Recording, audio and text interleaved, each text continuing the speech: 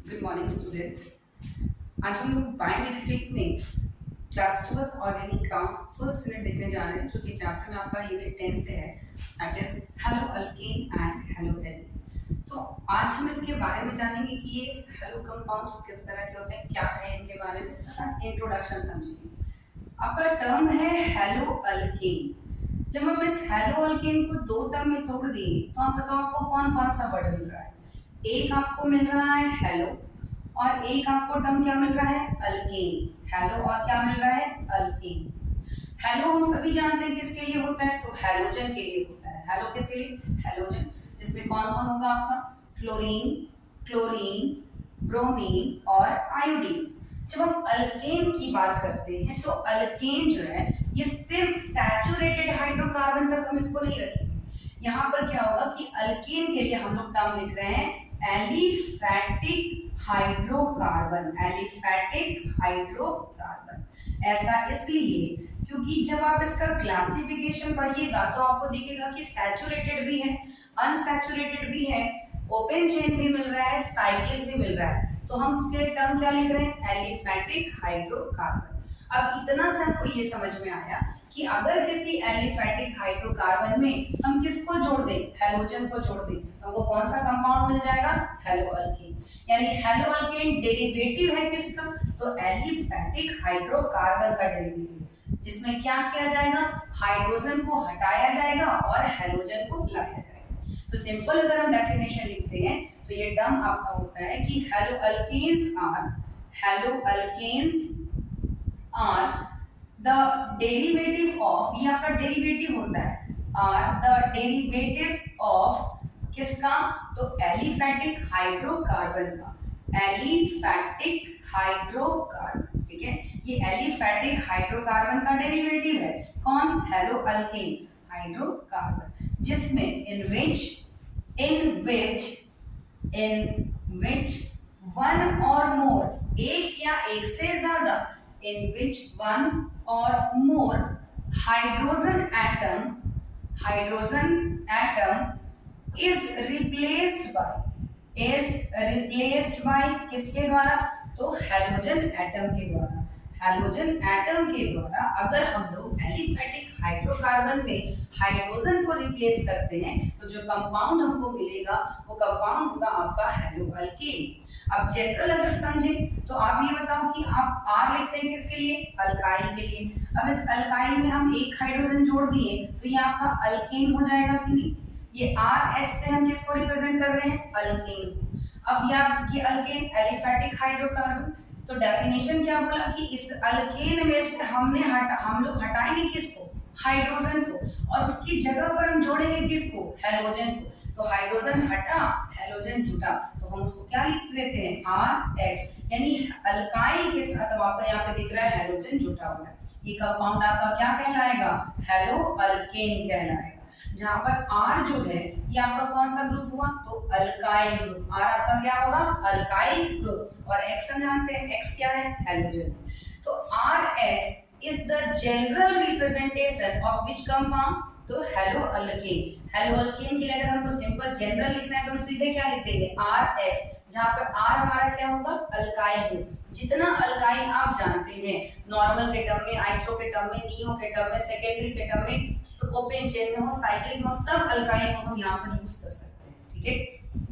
अब simple example, जैसे मान लो R की जगह पर हमको इथाइल लेना है तो इथाइल क्या लिखते हैं, CH3CH2 और एक H जोड़ दिए तो ये क्या हो गया हमारा, CH3CH2 और एक H को S लिखा है, इथेन है हाइड्रोकार्बन।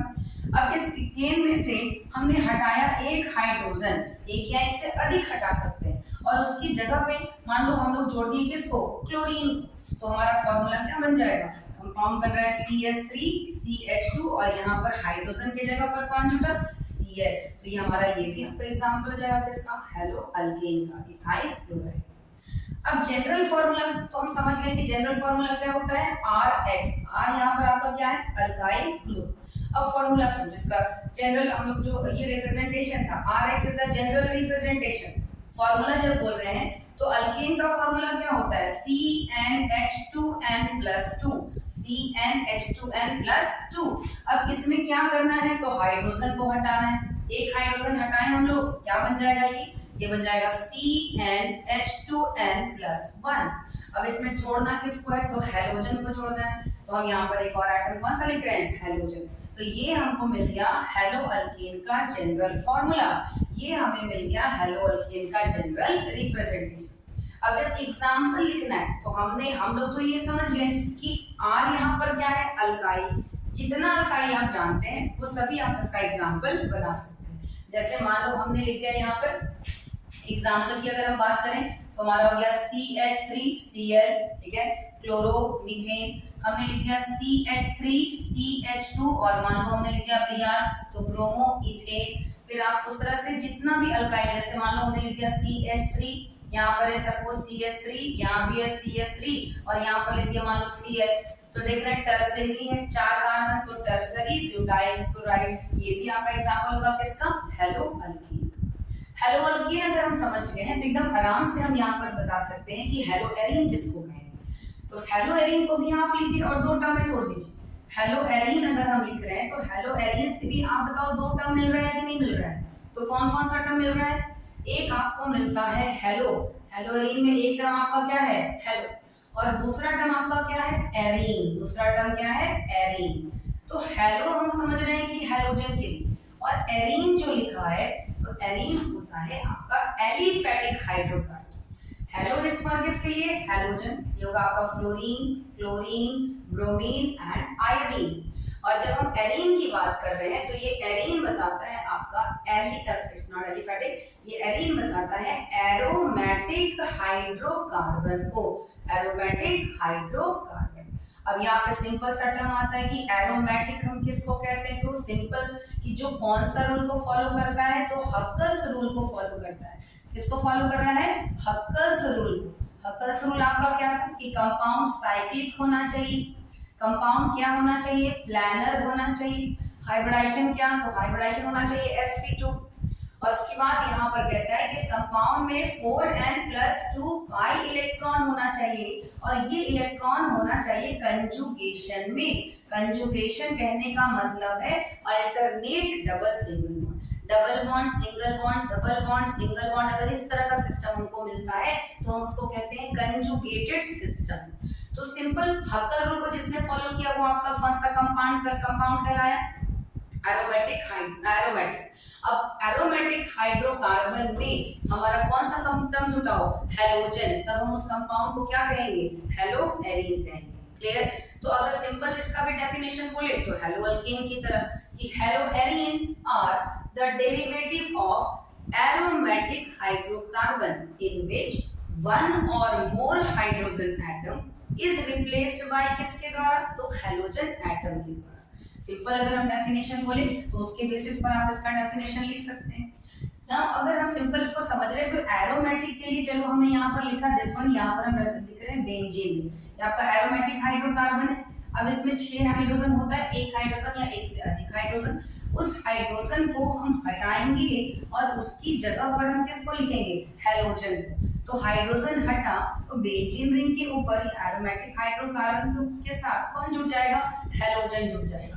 तो बेंजीन से अगर डायरेक्टली हेलोजन जुटा हुआ है या किसी एरोमेटिक हाइड्रोकार्बन से डायरेक्टली हेलोजन जुटा हुआ है, वो सभी टर्म आपका किसके अंदर आएगा, हेलो एरीन के अंदर आएगा। एरीन को हम लोग रिप्रेजेंट करते हैं, जो एरोमेटिक कंपाउंड होता है उसको हम रिप्रेजेंट करते हैं AR से। यहाँ पर जुटा हुआ था हेलोजन किससे, R किसको बता रहा था, अल्काइल को। अभी एरोमेटिक से जुटा है, रिप्रेजेंट कर रहे हैं किससे, AR से, एरोमेटिक का AR। तो AR उसके साथ जुटा होगा कौन, हेलोजन। तो ये हो गया general representation of which compound, hello arene का, ARX। और यहाँ हम लोग दिखाते हैं किससे, RX। एग्जाम्पल बनाना है तो अगर हमको एग्जाम्पल बनाने का मन है तो आप लीजिए बेंजीन, और बेंजीन के साथ आपको हेलोजन जोड़ना है, हेलोजन जोड़ दीजिए। मान लो हमने जोड़ दिया क्लोरीन तो बन गया क्लोरोबेंजीन। आपने लिया बेंजीन, आपको माने ब्रोमीन जोड़ने का तो हमने लिख दिया ब्रोमीन। अब एक से अधिक भी हो सकता है, जरूरी नहीं कि एक ही हो, तो चलो ठीक है 2 ब्रोमीन जोड़ सकते हैं। तो इस तरह से ये एग्जांपल्स हो जाता है किसका, हेलो एरीन। अब नेक्स्ट जब हम लोग हेलो अल्केन क्या होता है, हेलो एरीन क्या होता है, जब हम ये समझ गए हैं तो हम जानेंगे इसके क्लासिफिकेशन के बारे में। क्लासिफिकेशन करने में इस कंपाउंड को कैसे क्लासिफाई किया जाए। किसी कंपाउंड में देखिएगा कि एक हैलोजन है, किसी में 2 हैलोजन है, या किसी में डबल बॉन्ड से जुटा है, किसी में सिंगल बॉन्ड से जुटा है। तो इन सब को ध्यान में रख करके हेलो अल्केन और हेलो एरीन को क्लासिफाई कर दिया गया अलग अलग बेसिस। तो पहला जो बेसिस है इसका, वो पहला बेसिस है क्लासिफाई करने का। फर्स्ट हम लोग इसमें टॉपिक देख रहे हैं, दैट इज क्लासिफिकेशन। अब हम लोग क्या देखेंगे, classification of hello alkane and hello arene. Hello alkane और किसका, हेलो एरीन का, hello alkane and hello arene, इसका क्लासिफिकेशन। तो एकदम सिंपल है, बहुत ज्यादा नहीं, आज का पहला क्लास है तो ये सारा आपको सिंपल ही लगेगा। उसके बाद धीरे धीरे हम लोग रिएक्शंस में और कन्वर्जन्स में पहुंचेंगे तो अच्छा लगेगा पढ़ने में हम लोगों को। चलो, तो classification of hello alkane and hello arene में पहला जो आपको बेसिस बताया गया वो है आपका on the basis of number of halogen atom, कि उसमें कितना हैलोजन एटम है, उसके बेसिस से इस कंपाउंड को क्लासिफाई कर दिया गया। तो 3 क्लासिफिकेशन हुआ इसका। पहला इसमें हुआ, हम लोग बोले उसको मोनोहैलाइड। क्या बोल रहे हैं हम लोग, मोनोहैलाइड। ठीक है, अब मोनो मतलब हम जान रहे हैं कितना हैलोजन होगा उसमें, तो एक हैलोजन होगा, यानी मोनोहैलो कंपाउंड्स या मोनोहैलाइड अगर हम कह रहे हैं, मोनोहैलो कंपाउंड्स कितना सही रहेगा, मोनोहैलो कंपाउंड्स। ठीक है, हैलो कंपाउंड्स। अब इसमें कितने हैलोजन होंगे, तो एक हैलोजन। तो सिंपल हम इसको बोलेंगे कि having only one halogen atom, having only one halogen atom, तो उसको आपका होगा मोनोहैलो कंपाउंड के अंदर। अब इसमें हेलो अल्केन भी हो सकता है, हेलो एरीन भी हो सकता है। जैसे मान लो हमने एग्जांपल लिख दिया CH3Br, एक ही हैलोजन है। फिर हमने एग्जांपल लिया, हमने लिया साइक्लोहेक्सेन, हाइड्रोजन को हटाएं, सपोज मान लो हम जोड़ दिए क्लोरीन, एक ही हैलोजन है। उसी तरह से अगर हम लोग ले रहे हैं, सपोज हमने लिया, अब एरोमेटिक में आप ले सकते हैं, आपने लिया बेंजीन रिंग और उसमें आपने एक आयोडीन लगा दिया, तो ये सब आपका अंदर क्लासिफाई होता है मोनोहैलो कंपाउंड के अंदर। हेलो अल्केन भी हो सकता है, हेलो एरीन भी हो सकता है। दूसरा इसमें क्लासिफिकेशन जो बोला गया वो है आपका इसी में first classification on the basis of number halogen atom, पहला टाइप है इसका मोनोहैलो कंपाउंड्स। दूसरा इसका टाइप है वो है डाईहैलो कंपाउंड, डाईहैलो कंपाउंड। अब नाम से पता चल रहा है कितना हैलोजन, तो डाईहैलो कंपाउंड वैसा जिसमें कि हैविंग 2 हैलोजन एटम्स। यहाँ पर कितने हैलोजन एटम्स होंगे, 2 हैलोजन एटम्स। अब ये जब 2 हुआ तो ऑब्वियस है कि ये सेम भी हो सकता है और क्या हो सकता है, तो डिफरेंट भी हो सकता है। डाईहैलो कंपाउंड्स की बात जब हम कर रहे हैं तो इसमें 2 हैलोजन होगा और दोनों हैलोजन सेम भी हो सकता है और डिफरेंट भी हो सकता है। हेलो अल्केन भी हो सकता है, हेलो एरीन भी हो सकता है। जैसे एग्जांपल देखिए, अगर हमने लिख दिया दिस वन CH3CH, यहाँ पर हमने लिया Cl और यहाँ पर भी हम इसके साथ लगा दे रहे हैं क्या, Cl। तो देख रहे हैं 2 हैलोजन है, एक कार्बन पे रहे, अलग अलग कार्बन पे रहे, कहीं बस 2 हैलोजन होना चाहिए, सेम हो डिफरेंट हो, दोनों इसके अंदर रहता है।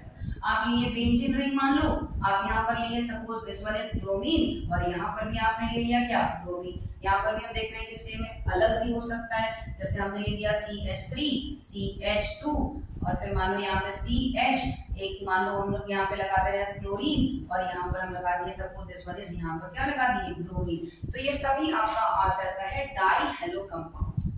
अब जब डाईहैलो कंपाउंड्स पढ़ रहे हैं तो थोड़ा सा इस पे ध्यान दीजिएगा कि जो डाईहैलो कंपाउंड्स है, डाईहैलो कंपाउंड्स में हमने क्या देखा कि एरोमेटिक भी हो सकता है, एलिफेटिक भी हो सकता है। ठीक है, अब यहाँ पे सिर्फ हम कह रहे हैं कि डाईहैलो अल्केन, डाईहैलो अल्केन, यानी क्या इसमें हेलो एरीन आएगा, इस डाईहैलो अल्केन में हेलो एरीन नहीं आएगा, क्योंकि हमने यहाँ पर टर्म लिखा है सिर्फ हेलो अल्केन, यानी हम हेलो एरीन का जिक्र इसमें नहीं करेंगे। अब डाई है यानी 2 हैलोजन होगा, अब दोनों हैलोजन हमने यहाँ पर बताया कि सेम भी हो सकता है और डिफरेंट भी हो सकता है, लेकिन जो ये क्लासिफिकेशन हम कर रहे हैं इसमें आपको बताना है कि दोनों हैलोजन कैसा होना चाहिए, सेम होना चाहिए। यानी कि आप डाईहैलो अल्केन ले रहे हैं, उसमें 2 हैलोजन है और दोनों हैलोजन आपका सेम होना चाहिए, इस तरह के कंपाउंड को फिर से दो क्लास में डिवाइड कर दिया गया। एक कहलाया जेमिनल और दूसरा कहलाया विसिनल। एक आपका क्या कहलाया? जेमिनल। तो जेमिनल हैलाइड या जेमिनल डाइहैलाइड दोनों टर्म आप लिख सकते हैं, जेमिनल डाइहैलाइड। और एक आपका क्या कहलाएगा? Vicinal dihalide, vicinal dihalide. Geminal का मतलब हुआ कि दोनों हैलोजन, जेमिनल का मतलब क्या हुआ? दो हैलोजन हम लोग ले रहे थे, यानी सेम हैलोजन एटम्स, और ये दो हैलोजन कितने होने चाहिए? दो होने चाहिए। Same halogen atoms on same carbon atom, same carbon atom. अगर दोनों हैलोजन एक ही कार्बन एटम पर प्रेजेंट है तब हम उसको क्या कहेंगे? तो हम उसको कहेंगे जेमिनल डाइहैलाइड। जैसे यहाँ जो हम एग्जांपल लिखे हैं, क्या इसमें कहीं पर आपको जेमिनल दिख रहा है? ये वाला एग्जांपल देखिए, आप देख रहे हैं दो हैलोजन है ना? एक आपका कौन है? क्लोरीन, और यहाँ पर भी आपका कौन है? क्लोरीन। दोनों क्लोरीन एक ही कार्बन एटम पर प्रेजेंट है, तो ये जेमिनल होगा कि नहीं होगा? होगा। तो जेमिनल का वही मतलब हुआ कि same halogen atoms on same carbon atom, वो कहलाया जेमिनल डाइहैलाइड। जैसे एग्जांपल देख सकते हैं, हमने लिखा CH2, मान लो यहाँ पर Br, और इसी के साथ हमने क्या लिख दिया? Br, same halogen same carbon पर, तो जेमिनल। आप लिख सकते हैं CH3 CH2, suppose this one is Cl, this one is also क्या? Cl, ये भी आपका जेमिनल होगा। उसी तरह आप एग्जांपल्स बनाना, नोमेनक्लेचर भी हम नहीं सीख रहे, नोमेनक्लेचर में दूसरे क्लास में सीखेंगे। CH3C, यहाँ पर मान लो आपने लिखा Cl, और यहाँ पर भी क्या लिख रहे हैं? Cl, उस तरह से यहाँ पर क्या हो गया? CH3। तो ये सभी आपका एग्जांपल हो जाता है जेमिनल डाइहैलाइड। अब उसी में बच्चा लोग ये बताओ तो कि आपने लिया इस तरह से रिंग, ठीक है, और यहाँ पर भी आपने लिया ब्रोमीन और यहाँ पर भी लिया ब्रोमीन। बताइए जेमिनल का एग्जांपल होगा कि नहीं होगा? सोचिए, देखो आधा लोग के दिमाग में आ रहा है कि मैम ये तो एरोमेटिक है। क्या ये एरोमेटिक? नहीं, ये साइक्लोहेक्सेन है। तो ये आपका, ये भी आपका क्या होगा? जेमिनल डाइहैलाइड का एग्जांपल होगा। ठीक है, बस एरोमेटिक नहीं होना चाहिए, इतना हमको ध्यान रखना है। अब आते हैं किस पर? विसिनल।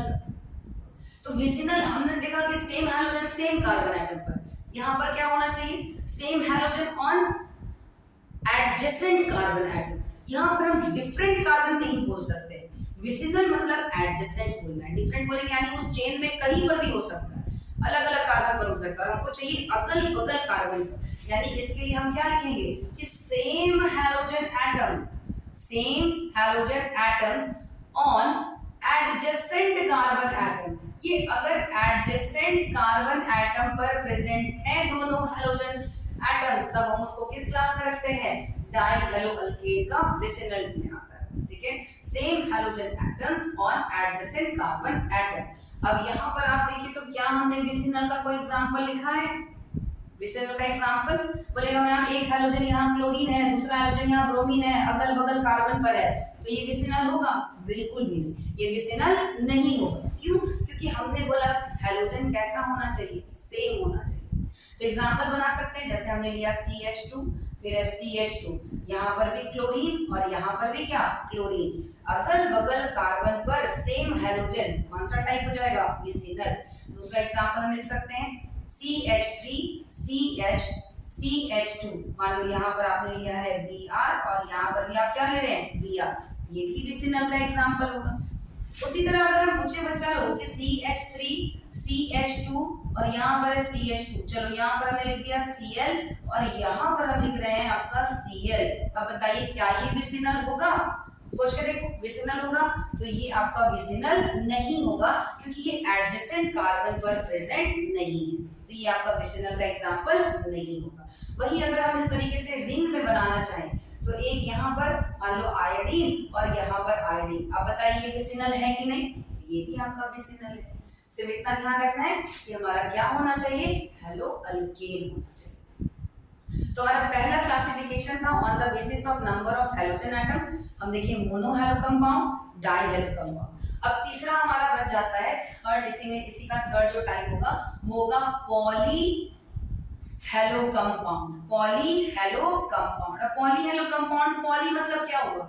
पॉली मतलब दो से ज्यादा, मोर देन टू। तो वैसे कंपाउंड जिसमें मोर देन टू हैलोजन, ठीक है, more than two halogen atoms. अगर दो से ज्यादा हैलोजन एटम्स है तो हम उसको कहते हैं पॉली हैलो कंपाउंड्स। अब दो से ज्यादा है तो ऑब्वियस है कि वो सेम भी हो सकता है और क्या हो सकता है, डिफरेंट भी हो सकता है।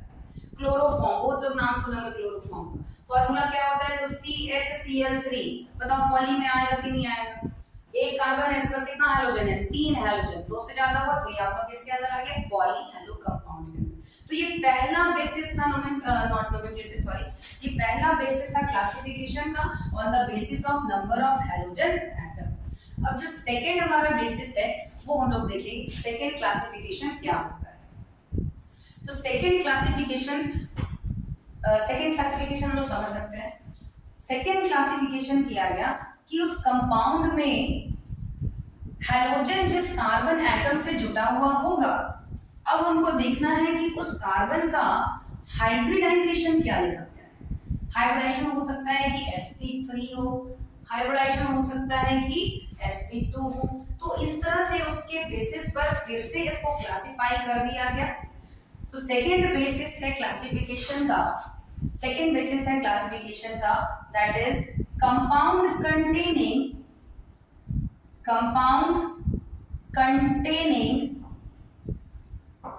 sp3 carbon halogen bond. इसका मतलब क्या है, हमको पहले ये समझना है। इसका मतलब ये हुआ कि हैलोजन जिस कार्बन एटम से जुटा होगा उस कार्बन का हाइब्रिडाइजेशन क्या होना चाहिए, sp3 होना चाहिए। ठीक है, उस कार्बन का हाइब्रिडाइजेशन हमको क्या चाहिए, sp3। तो इसके बेसिस पर इस तरह के कंपाउंड को 3 क्लास में डिवाइड कर दिया गया। कितने तरह से, 3 तरह से। पहला टाइप इसमें आपको मिलेगा,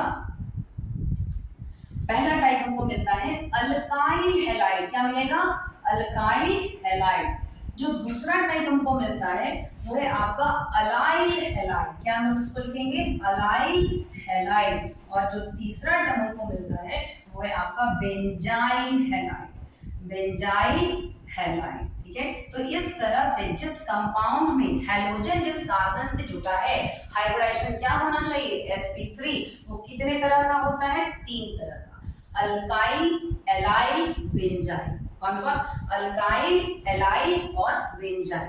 अल्काइल सिंपल कि हैलोजन जिस कार्बन से जुटा होगा उस कार्बन का हाइब्रिडाइजेशन सिंपल बोला क्या होगा, sp3। अब ये जो कार्बन है जिससे जुटा है हैलोजन, हम लोग सब जानते हैं कि ये आपका प्राइमरी भी हो सकता है, सेकेंडरी भी हो सकता है और टर्शरी भी हो सकता है। तो डिपेंडिंग कि जिस कार्बन से हैलोजन जुटा है वो प्राइमरी कार्बन है, कि सेकेंडरी कार्बन है या फिर टर्शरी कार्बन है, इसके बेसिस पर अल्काइल हैलाइड को फिर से 3 क्लास में डिवाइड कर दिया गया। तो कौन कौन सा टाइप, एक हुआ आपका प्राइमरी अल्काइल हैलाइड, यानी हम लोग क्या लिखते हैं उसको 1 डिग्री अल्काइल हैलाइड या फिर प्राइमरी बोल सकते हैं, प्राइमरी अल्काइल हैलाइड, जिसमें हैलोजन जिस कार्बन से जुटा होगा उस कार्बन का हाइब्रिडेशन तो फिक्स है, क्या होना चाहिए, sp3। और ये कार्बन एक और कार्बन से जुटा हो और इसके साथ कितने हाइड्रोजन, 2 हाइड्रोजन, तो हम इसको बोलते हैं प्राइमरी अल्काइल हैलाइड। जैसे अगर हम एग्जांपल लिखना चाहें तो देखो CH3, CH2 और Cl प्राइमरी होगा क्योंकि हैलोजन जिस कार्बन से जुटा है हाइब्रिडाइजेशन क्या है, sp3। इस कार्बन पर एक कार्बन डायरेक्टली जुटा है और इस कार्बन से कितने हाइड्रोजन, 2। तो ये हो गया आपका प्राइमरी अल्काइल हैलाइड। इसी के बाद आपका होता है कौन सा अल्काइल हैलाइड, तो secondary alkyl halide, secondary alkyl halide. यानी हैलोजन जिस कार्बन से जुटा होगा उस पर उस कार्बन से 2 कार्बन डायरेक्टली जुड़ेंगे यानी सेकेंडरी कार्बन से, और उस पर कितना हाइड्रोजन, 1 हाइड्रोजन, तब हम इसको बोलेंगे सेकेंडरी अल्काइल हैलाइड। और तीसरा कौन सा होगा, तो 3 degree alkyl halide, 3 degree alkyl halide. 3 degree alkyl halide यानी कि हैलोजन टर्सरी कार्बन से जुटा होगा। तो टर्सरी कार्बन कब होगा, जिस कार्बन की हम बात कर रहे हैं वो 3 कार्बन से जुटा होगा, तब हम इसको क्या कहते हैं, टर्सरी अल्काइल हैलाइड। अगर इतना समझ गए तो ये बताओ, आपने लिखा है CH3, फिर यहाँ है CH3 और फिर है CH3 और यहाँ हमने लिखा CH2 और सपोज मानो हमने लिख दिया Br। बताओ तो प्राइमरी अल्काइल हैलाइड होगा, ये सेकेंडरी अल्काइल हैलाइड होगा या टर्शरी अल्काइल हैलाइड होगा, टर्शरी बिल्कुल भी, ये आपका होगा प्राइमरी, क्योंकि हैलोजन जिस कार्बन से जुटा है इस कार्बन का हाइब्रिडाइजेशन क्या है, sp3। डिग्री। अब ये कार्बन डायरेक्टली कितने कार्बन से जुटा है, तो डायरेक्टली सिर्फ एक कार्बन से जुटा है, इसलिए आपका 1 डिग्री अल्काइल हैलाइड। ठीक है, 1 डिग्री अल्काइल हैलाइड। समझ गए, यहां तक समझ गए। तो अलाइल और बेंजाइल आपको बताएंगे नेक्स्ट।